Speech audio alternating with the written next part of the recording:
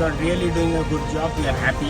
We are Thank proud you. of it. We are proud of it that some action is being taken. Thank you very much. Sir Ranganath sir కేసుని చూసి డీటెయిల్డ్గా చూసి ప్రొసీజరల్గా hearings అవి conduct చేసి దాని తర్వాత final కంక్లూజన్కి వచ్చున్నారు. అంటే ఇది ఖచ్చితంగా ఆక్రమణ జరిగింది.